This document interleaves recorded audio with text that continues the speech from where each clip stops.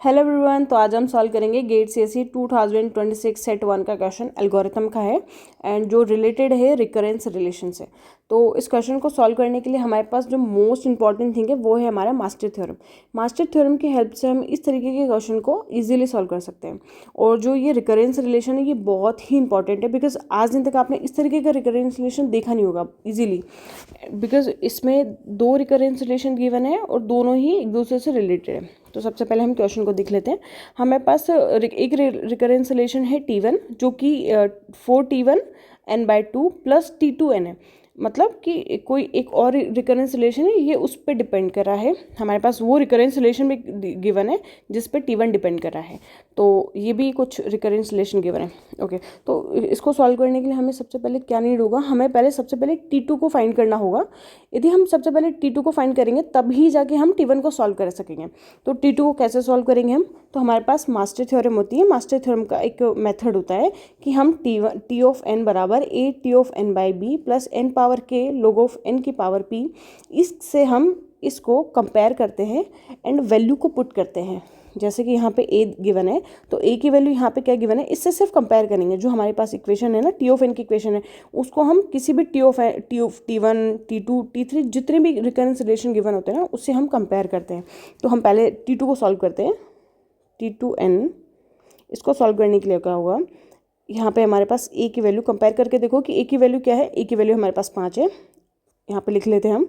b की value जो n के नीचे गिवन है वो भी हमारे b की वैल्यू होगी। तो हमारी b की वैल्यू कितनी है, 4 है। इसको भी हम लिख लेते हैं। हमारे पास k की वैल्यू कुछ गिवन है क्या, जो ये फंक्शन है ना इसे हम f ऑफ n फंक्शन कहते हैं और ये वाला फंक्शन है वो भी हमारा f ऑफ n फंक्शन है। अब हम इसमें कंपेयर करेंगे कि कैब की यहाँ पे कोई n की पावर समथिंग कुछ है क्या, नहीं, n की पावर समथिंग कुछ है ही नहीं। तो हमारे पास k की वैल्यू कितनी है, किसी की पावर 0 लगा देंगे तो वो वैल्यू कितनी हो जाएगी, 1 हो जाएगी। तो हम n की पावर 0 को सपोज कर सकते हैं यहाँ पे n की पावर 0 है। Okay, then log of n की power p। log of n कितना गिवन है हमारे पास, simple log of n given है, उसकी पावर कुछ भी नहीं गिवन है। तो मतलब क्या है कि p बराबर 1 है। हमने यहाँ तक लिख लिया है। अब हम इसे सॉल्व करेंगे तो हमारे पास 3 तरीके होते हैं इसमें। वर्ड 1 होता है यदि हम वैल्यू को पुट करें और a greater than b power k निकल जाए। सेकंड होता है a less than b power k हो और a बराबर b पावर k हो। अब हम वैल्यू को पुट करके देखेंगे कि वो ग्रेटर देन है, लेस देन है, इक्वल टू है। तो a की वैल्यू है 5, अभी कुछ साइन नहीं लगाएंगे हम, ग्रेटर देन है, लेस देन है, इक्वल टू कुछ नहीं लगाएंगे, सिंपली हम वैल्यू को पुट करेंगे बस। b कितना है हमारे पास, 4 की पावर 0। अब किसी की भी पावर 0 लगाएंगे, किसी की पावर 0 लगाने के बाद उसकी वैल्यू कितनी हो जाती है, 1 हो जाती है। तो 5 एंड 1 इनके बीच में क्या रिलेशन हो सकता है, 5 is greater than b power k। तो सबसे पहला वाला हमारा है कौन सा, इन तीनों में से कौन सा यूज हुआ हमारे पास, सबसे जो पहला वाला है a is greater than b power k। जब हमारे पास a is greater than b power k आता है तो हम यूज करते हैं t ऑफ n बराबर n power log of a/b।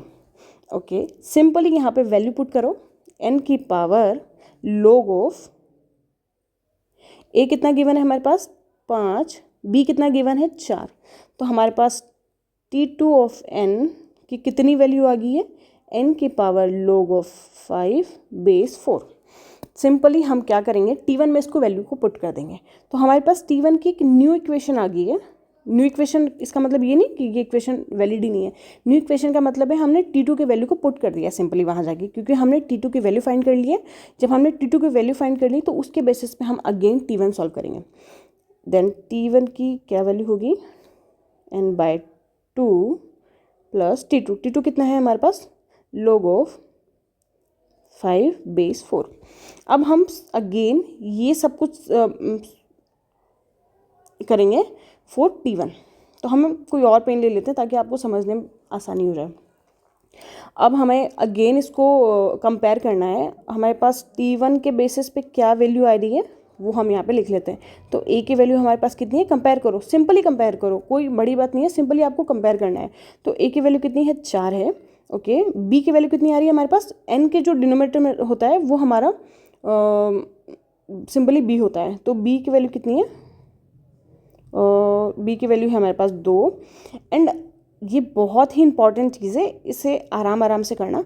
n की जो पावर होती है ना उसको हम k इंक्लूड करते हैं। क्या बोला मैंने? n की जो पावर होती है उसको हम k इंक्लूड करते हैं। तो यहाँ पे सिंपली k की वैल्यू कितनी है? log of 5 power base 4, sorry 5 power नहीं है, log 5 है, बेस 4 है। ज़रूरी नहीं है कि k की वैल्यू कुछ 1 हो, 2 हो, 3 हो, ज़रूरी ये बिल्कुल भी नहीं है। p की वैल्यू की यहाँ पे क्या गिवन है? हमारे पास कोई भी लॉग टर्म है ही नहीं, तो हमारे पास p की वैल्यू सिंपली कितनी हो जाएगी? 0 हो जाएगी। अब अगेन हमने जो ऊपर किया था कि हमने सिर्फ 1, 2 एंड 3 के लिए हमने यूज़ किया था कि हम कौन सा वाला यूज़ करेंगे, 1 यूज़ करेंगे, 2 यूज़ करेंगे, 3 यूज़ करेंगे। तो अब हम लिख लेते हैं, यहाँ पे सिंपली वैल्यू लिखेंगे। अभी हम कुछ भी साइन नहीं लगाएंगे, ना इक्वल लगाएंगे, ना लेस देन लगाएंगे, ना ग्रेटर देन लगाएंगे, सिर्फ हम लिखेंगे उसे। तो a की वैल्यू 4 लिख दी हमने। b की वैल्यू कितनी है हमारे पास? b की वैल्यू 2 है। 2 की पावर 2 की b की पावर k लगेगी, तो हमारे पास k कितना है? log 5 base 4, log 5 base 4।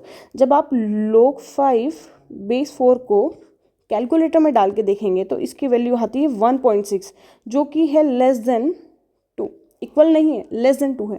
तो 2 की पावर 1.16 को यदि हम 2 की पावर में लगाएंगे तो इसकी वैल्यू कितनी आएगी? लेस देन 4 आएगी ना?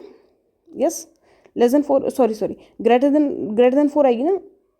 क्या बोल रही हूँ? यस, वो वैल्यू आएगी लेस देन 4 है।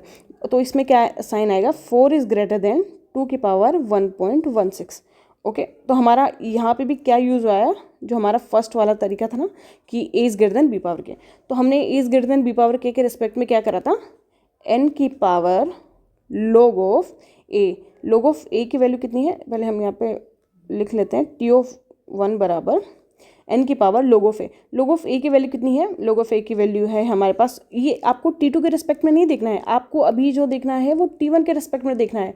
तो t1 में a की वैल्यू कितनी थी? a की वैल्यू 4 है, 4। अभी बेस कितना आया? b की वैल्यू कितनी है? 2, तो बेस में 2 आया।